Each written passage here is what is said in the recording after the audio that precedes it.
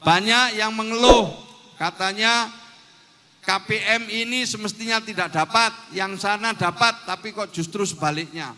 Maka saya minta pendamping untuk mau ikut memperbaiki data dengan memberikan usul sanggah.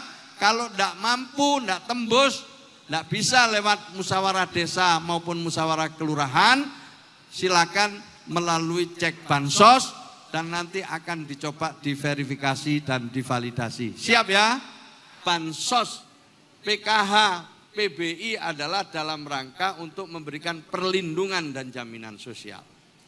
Setelah mereka mendapatkan perlindungan sosial, maka berikutnya ini nanti di paling kanan, pemberdayaan sosial. Saya selalu memulai dengan mengutip pidato Presiden Prabowo pada saat beliau dilantik tanggal 20 Oktober yang lalu. Cita-cita bangsa kita adalah bangsa yang gemah ripah loh jinawe, toto tentrem kertora harjo. Bangsa yang baldatun toyibatun warabun ghafur. Bangsa di mana rakyat cukup pangan, cukup sandang, cukup papan. Cita-cita kita adalah melihat wong cilik iso gemuyu, wong cilik bisa senyum, bisa tertawa.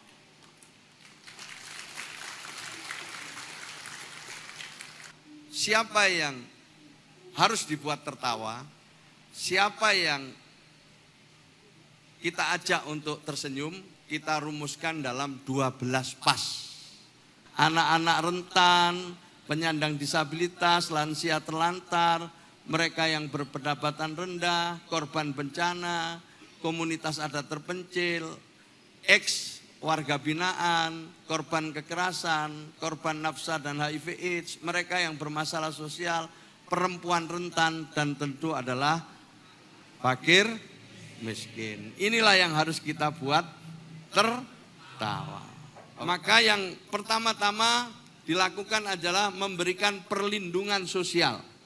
Bansos PKH PBI adalah dalam rangka untuk memberikan perlindungan dan jaminan sosial.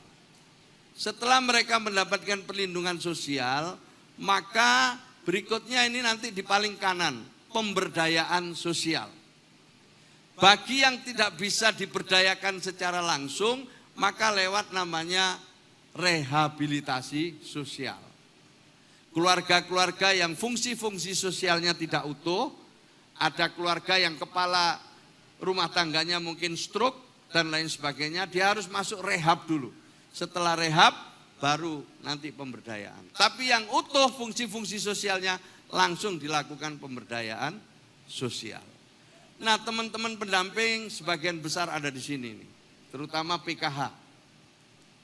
Saya mohon teman-teman di PKH ini bekerja dengan baik, mendampingi mereka sehingga mereka bisa didorong untuk ke pemberdayaan. Jadi model kerja begini. Pertama, Dirjen Lim Jamsos. Ini Dirjen Perlindungan dan Jaminan Sosial. Nah, di situ ya. Nah, dia ini yang ngurusi soal Lim Jamsos, termasuk pendamping-pendamping PKH.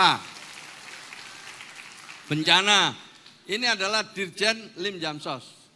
Lalu kalau kemudian setelah semuanya mendapatkan perlindungan, baik yang lansia maupun yang difabel maupun yang memiliki masalah mental, anak-anak yang berhadapan dengan hukum, semua diberi perlindungan sosial, maka bagi yang tidak utuh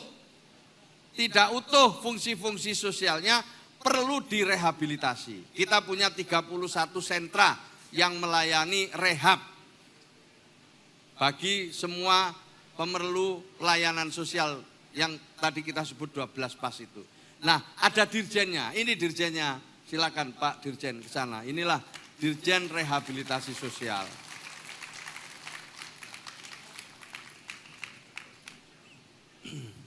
Jadi ini di sini, kalau dia memerlukan rehabilitasi mampir sini, tapi kalau tidak, maka dia langsung ikut program pemberdayaan sosial.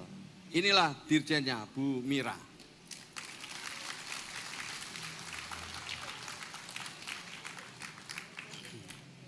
Nah ini cara kerja kita seperti itu. Jadi dari sini dilempar ke sini, dilempar ke sini. Nanti setelah itu diberikan kepada kementerian dan lembaga lain. Bisa Kementerian Koperasi, UMKM, programnya bukan perlindungan sosial lagi, bukan bansos, bukan PKH, programnya adalah nanti itu bantuan modal. Bantuan untuk menciptakan pasar, bantuan memperoleh bahan baku, atau juga pendidikan-pendidikan pelatihan yang lain. Iya kan? Nah, untuk yang mengkoordinasi semua ini adalah Pak Sekjen. Silakan berdiri Pak Sekjen. Nah, ini Pak Sekjennya. Sini aja nggak apa-apa. Ini aja, sini aja Pak. Jadi ini Pak Sekjennya ini yang mengkoordinasikan. Ya, jadi ya kayak gini nih. Ya ada apa-apa, ya 4 ini yang tanggung jawab ya. Ya ini 4. Udah kamu catat, kamu foto. Jadi kamu cari. Ya inilah yang membantu saya. Data ini adalah data dinamis. Nah nanti ini, data ini yang dinamis ini akan disiapkan 2 jalur untuk pemutakhirannya. Kenapa? Karena data ini dinamis, tiap hari ada yang wafat, tiap hari ada yang meninggal, tiap hari ada yang pindah tempat, tiap hari mungkin ada yang naik kelas. Maka itu ada 2 jalur. Jalur pertama jalur resmi, saya minta pendamping bisa ikut di dalam proses resmi di tingkat desa untuk menentukan seseorang itu miskin atau tidak. Jalur yang kedua adalah jalur aplikasi cek bansos. Di sana ada usul sanggah, bisa usul, bisa sanggah. Jangan cuma usul tok, tapi silakan juga disanggah dengan melampirkan bukti-bukti yang cukup. Banyak yang mengeluh, katanya KPM ini semestinya tidak dapat, yang sana dapat, tapi kok justru sebaliknya. Maka saya minta pendamping untuk mau ikut memperbaiki data dengan memberikan usul sanggah.